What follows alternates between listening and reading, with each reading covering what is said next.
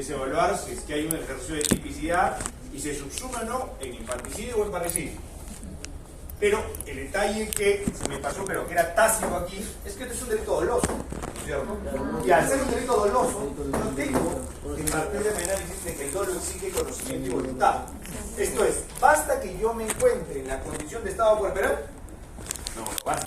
Sino que además tiene que tener la intención de quererlo matar aprovechando ese estado puerperal. ¿Ok?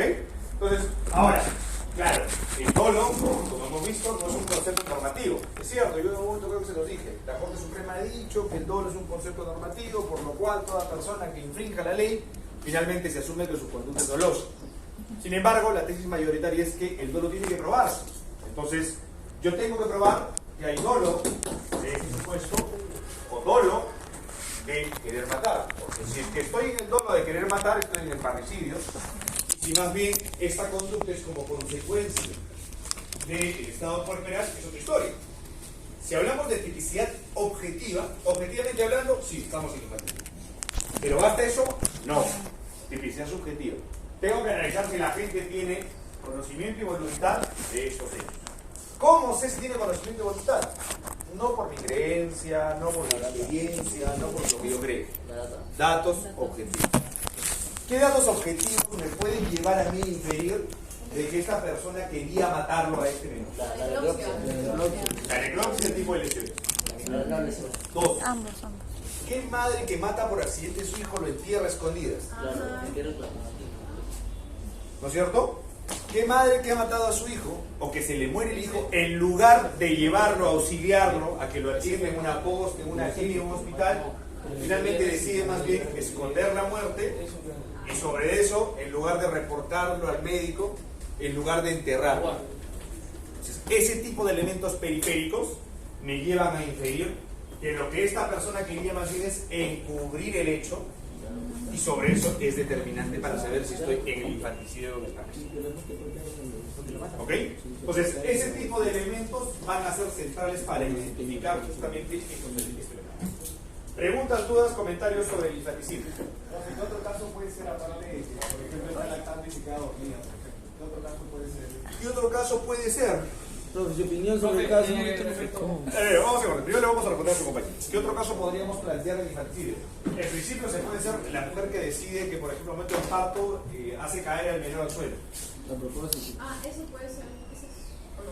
Fuera, ¿cómo se llama? Puede, o sea, siempre que ella, no sé, esta es una situación eventual que se ha producido en algún hospital. Pero tendría que ser a propósito para que caiga. Por supuesto, o sea, ella tendría que generar esa situación Ya. para estar en este supuesto. Lo retira y lo ¿No? deja pelear. Porque como es un delito de resultado, va a admitir tentativa.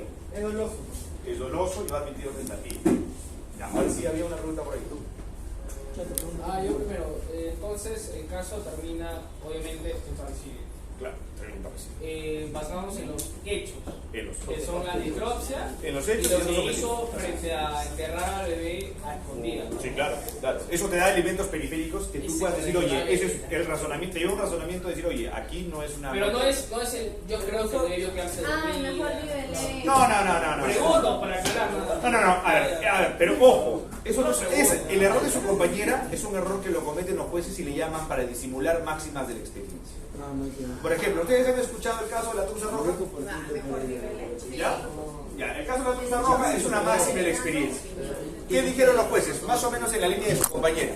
Dijeron, a ver, el razonamiento es si una chica ingresa voluntariamente en el hotel y esta chica ingresa al hotel con una ropa interior de encaje de color rojo, esa chica viene con la predisposición de tener relaciones sexuales. Ergo no hubo violación sexual. Eso es una locura. ¿Ok? Es una gota de Exacto. Eso es una locura. Esa es una apreciación personal bajo su cosmovisión, pero que no se funda en los hechos. Es por eso que en su momento se cuestiona. ¿Ok? ¿Preguntas, dudas, comentarios? Era pregunta, ¿solamente es parricidio o también se le puede poner parricidio por ocultar el delito? Lo que pasa es que el encubrimiento es otro delito, ¿no? Pero ahí podríamos hablar de encubrimiento. Podríamos hablar de Pero encubrimiento. entra más real. por la alevosía, encaja un poquito mejor. La alevosía no encaja. ¿Por qué no encaja si está en defensa? Es un agravante. Agravante. Claro. Es que lo que pasa es que en este caso el No, objeto como de delitos- agravante, como agravante. No, agravante para la determinación de la pena. O sea, no como un delito agravado. Ah, no ¿Ok? como parecido agravante. No. Sino como agravante al momento de hacer la determinación de la Para pena. la pena, para Para ocultar la los pena. años. Así es. Y Claro, ocultar el delito no se le pondría. Ocultar el delito tiene que ver con un agravante para determinar de pena, pero también podría ser como un delito independiente que es encubrimiento real. Ah, sí, Sí, se suma. Se podría sumar. Profesor, y Por el homicidio de ocultar. A ver chicos, ¿qué? Al analizar los elementos periféricos no entraría la competencia. Lo que pasa es que es un análisis lógico. O sea, es un análisis logístico. O sea, juntas un elemento, se llama prueba por indicios.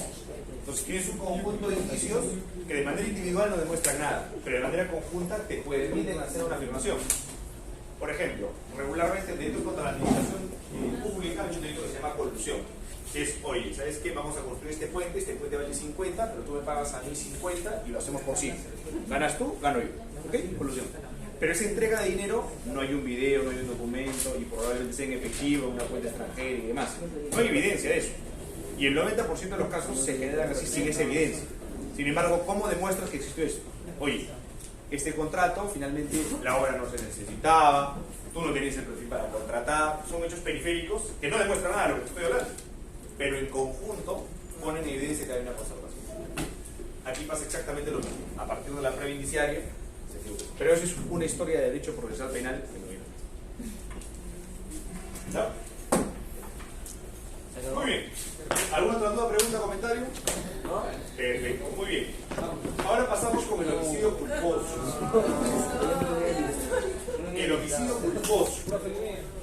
Y el elector todavía tenemos, lo quedan 20 minutos, media hora, ¿no? 20. Ok, ahora empezamos con el homicidio culposo. Lo primero que hay que identificar es que se trata, por primero vamos a entrar a ver el primer delito culposo que hemos visto hasta ahora. Hasta antes, si hemos planteado a ustedes alguna alternativa culposa, definitivamente no podría cumplir. Sin embargo, hoy por hoy ya podemos hablar de delito culposo. ¿Ok? A ver, Kapler, a tu sitio. Hemos hecho hoy día un simulacro de sismo. Las vías tienen que estar libres para cualquier evacuación. Así que, por favor, te liberen las vías. Muy bien, así lo haces a tu compañero, lo pones un poco más atento para que deje el celular. Muy bien, entonces, en el caso del homicidio culposo, vamos a identificar la diferencia entre el dolo y la culpa. Esto ustedes ya lo saben, ¿ok? Así es que esto es una solamente a manera de repaso. Igual si hay alguna duda lo vamos a subir. ¿Por qué ustedes lo saben? Porque ustedes en su curso de Derecho Penal General han hecho las distinciones del dolo y la culpa. La culpa no es la ausencia de dolo. Que quede claro porque por regla general muchas veces suelen decir, no, la culpa es cuando no hay dolo. No. El dolo es una categoría, la culpa es otra categoría. La culpa no es otra cosa que la infracción de un deber objetivo de cuidado. ¿Ok? La culpa es la infracción a un deber objetivo de cuidado.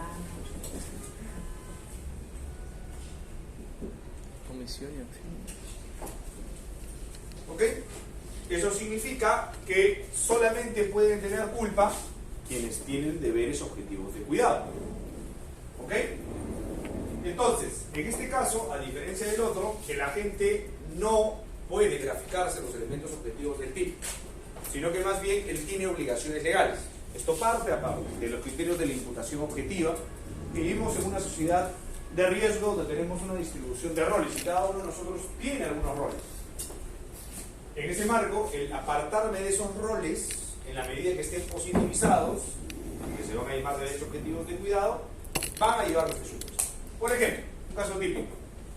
Soy conductor, soy chofer, ¿no es cierto? Y para poder ser conductor tengo que obtener un documento que es la licencia de conducir.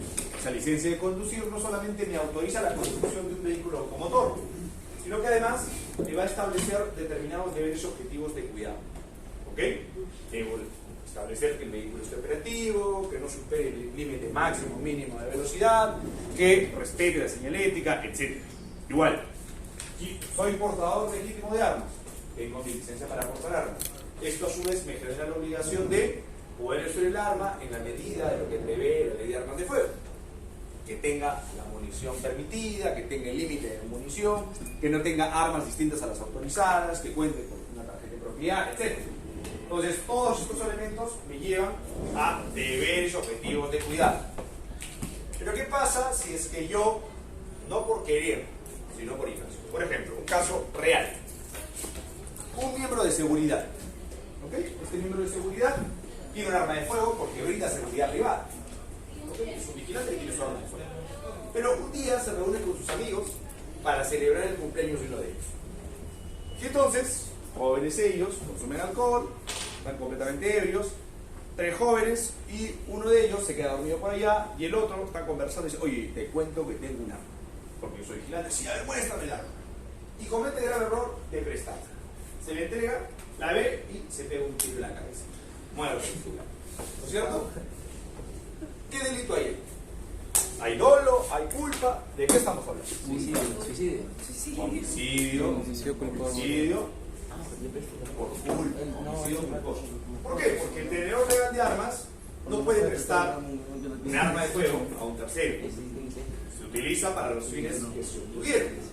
Si es legítima defensa, para el uso de legítima defensa. Si es que es para el uso de seguridad, para el uso de la seguridad. No puede tener un fin distinto. Profe, si la otra persona tiene licencia. Claro, Si la otra persona tiene licencia, también. podría habilitarse a que sea un caso de negligencia de la otra parte. Licencia, claro. Ya no entraría en homicidio. Ya no entraría en el homicidio. Ya no entraría en el homicidio. Entonces, partimos que existe un deber objetivo de cuidado. ¿Ok? Entonces, pero claro, hay supuestos como el del uso de arma de fuego, como el de conducción, donde las situaciones son más o menos claras, porque hay una ley que regula. Hay una ley que regula el uso de arma de fuego, hay una ley que regula finalmente cómo es que yo debo transportarme, pero hay otra serie de situaciones en las cuales no se regula.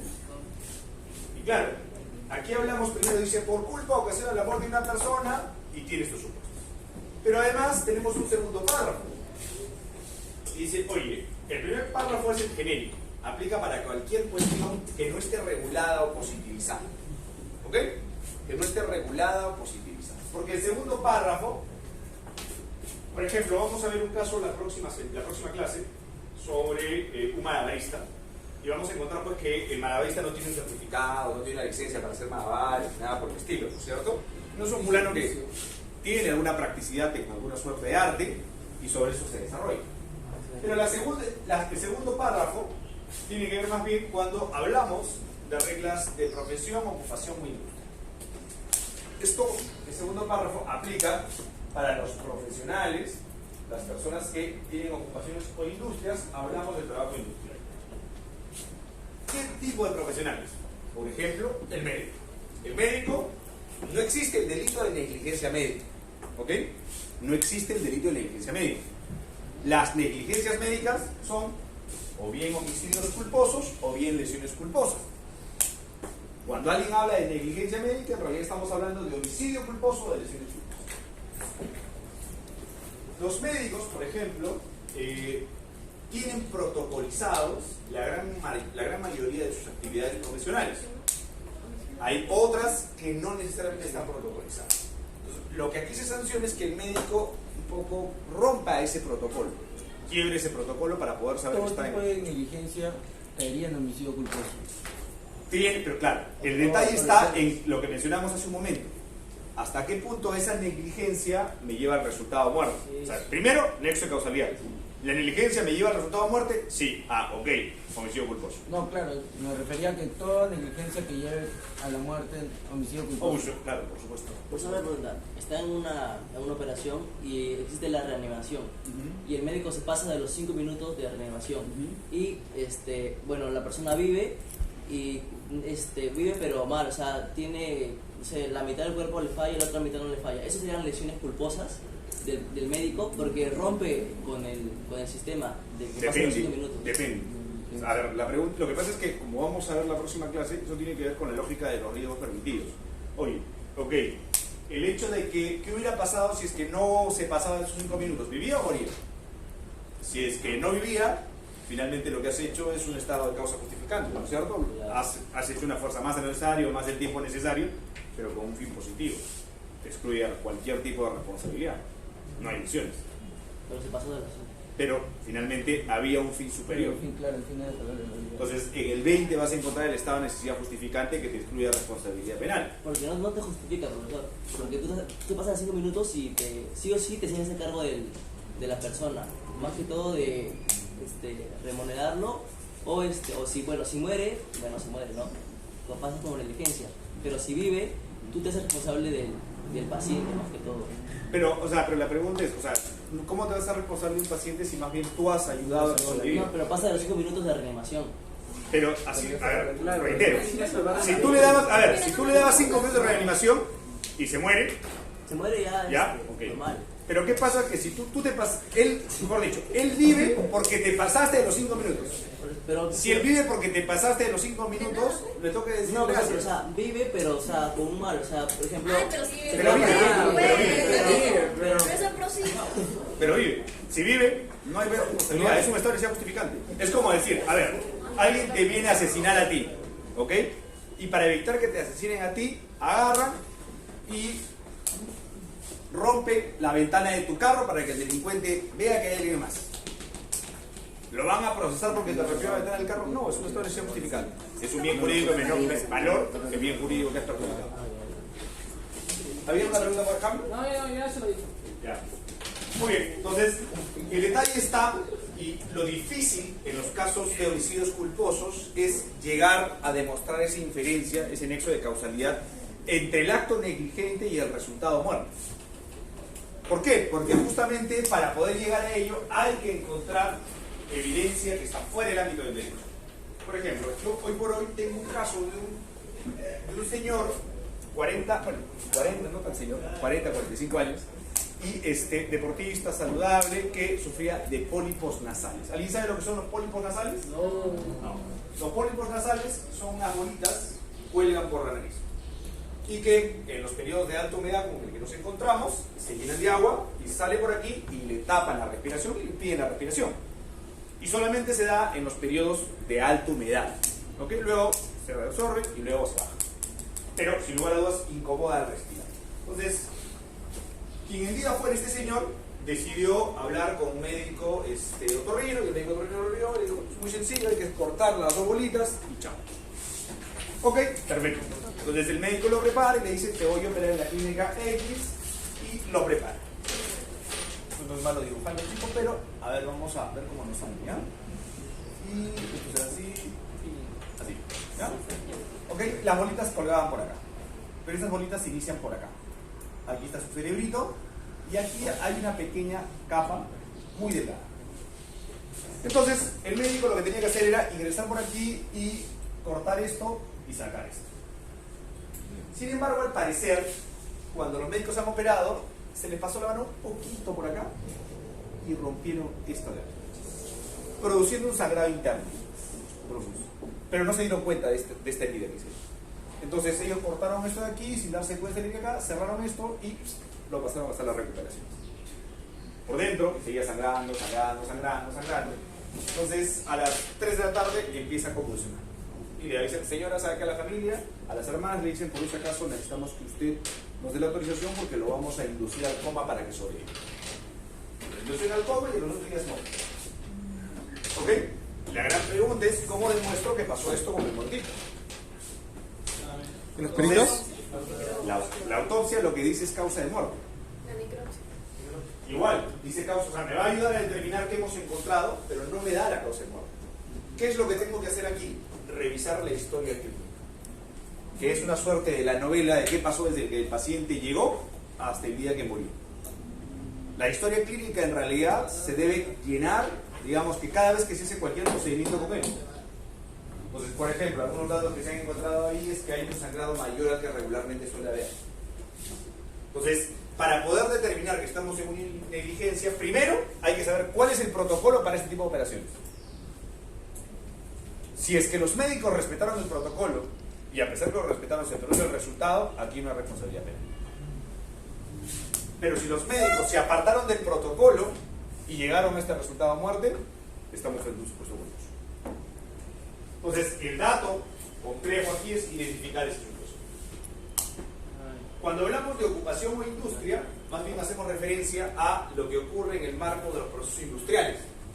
¿No es cierto? Por ejemplo, me parece que hace casi un mes, me parece que en Arequipa se produjo un incendio, una cosa de estas en una mina. ¿No es cierto? Donde murieron varios mineros.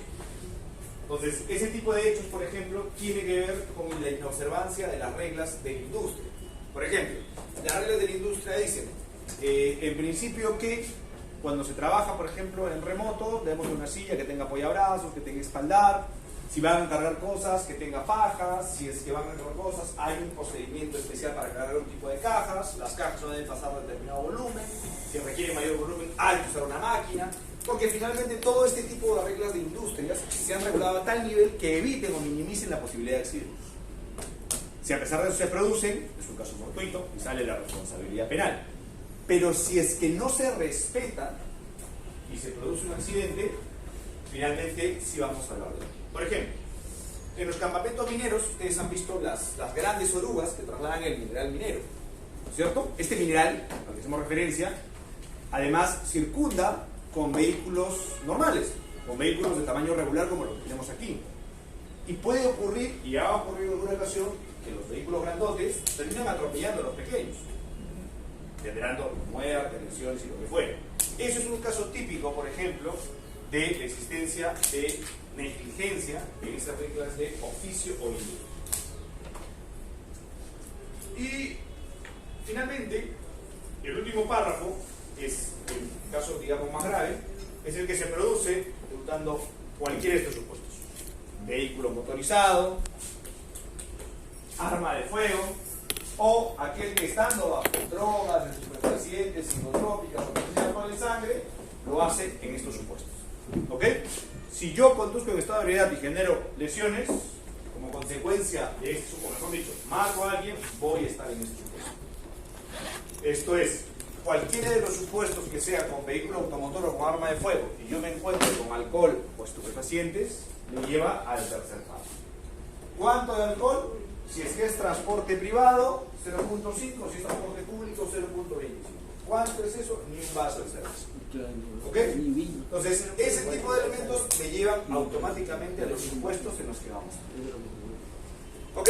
Ahora, aquí el gran problema que vamos a tener en los delitos culposos es identificar cuándo sí y cuándo no. El primer punto de partida es el nexo de causalidad entre la conducta que se imputa como negligente y el resultado. Para más detalles, nos vemos la próxima clase. No, ahora